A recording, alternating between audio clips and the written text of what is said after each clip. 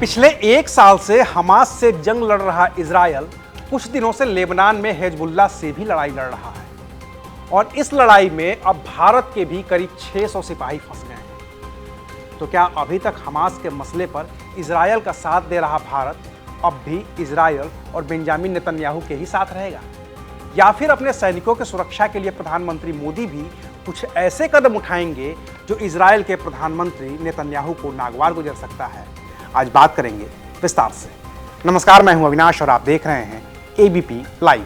पिछले एक साल से हमास से लड़ रहे इजरायल को फिलवक्त लेबनान से लड़ना पड़ रहा है और इस लड़ाई के दौरान इजरायल ने लेबनान में भयंकर तबाही मचाई है। इस तबाही की जद में दक्षिणी लेबनान भी आ गया है, जहां पर इजरायल और लेबनान के बीच का अंतर्राष्ट्रीय बॉर्डर है और इस बॉर्डर को कहते हैं ब्लू लाइन।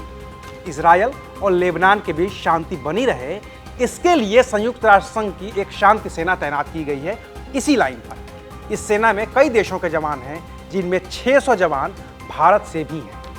लेकिन अब बेंजामिन नेतन्याहू के नेतृत्व में इजरायल ने इस ब्लू लाइन पर भी हमला कर दिया है, जिसमें संयुक्त राष्ट्र संघ के शांति सेना के 2 जवान घायल हो गए हैं। इजरायल अभी और भी हमले करने के लिए कह रहा है और इसकी वजह से अब उसके निशाने पर भारत के भी जवान आ सकते हैं, क्योंकि इजरायल और लेबनान बॉर्डर पर उन जवानों की पहचान भारत से नहीं बल्कि संयुक्त राष्ट्र संघ और उसके शांति सेना से है। और इजरायल संयुक्त राष्ट्र संघ से इतना खफा है कि उसने तो संयुक्त राष्ट्र संघ के महासचिव एंटोनियो गुटेरस तक को इजरायल में घुसने से मना कर दिया है।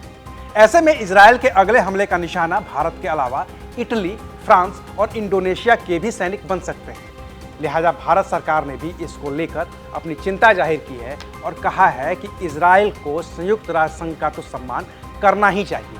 लेकिन इजरायल ने जिस तरह से लेबनान के हिजबुल्लाह, फिलिस्तीन के आतंकी संगठन हमास और यमन के हूती विद्रोहियों के अलावा ईरान के खिलाफ अपनी जंग शुरू की है, उसमें वो शायद ही किसी की कोई बात सुने। क्योंकि इजरायल के हमले जिस तरह से लगातार बढ़ते जा रहे हैं, खतरनाक होते जा रहे हैं, उसकी वजह से अमेरिका तक को दखल देना पड़ रहा है और बार बार ये कहना पड़ रहा है कि इजरायल को ईरान के कम तेल के कुओं पर हमला तो नहीं करना चाहिए। लेकिन नेतन्याहू की जिद के बारे में दुनिया जानती है। लिहाजा डर इस बात का है कि अगर बेंजामिन नेतन्याहू ने अमेरिका की बात मानने से इनकार कर दिया तो फिर उसके अंजाम भयंकर हो सकते हैं। बाकी तो भारत भी अपील कर ही रहा है कि इजरायल संयुक्त राष्ट्र संघ के बेस पर हमला न करे, और अगर इजरायल हमला करने की बात करता है तो भारत के पास एक ही उपाय है कि वो संयुक्त राष्ट्र संघ से अपनी शांति सेना वापस बुला ले, जो फिलहाल तो कतई आसान नहीं है। देखते हैं कि भारत का विदेश मंत्रालय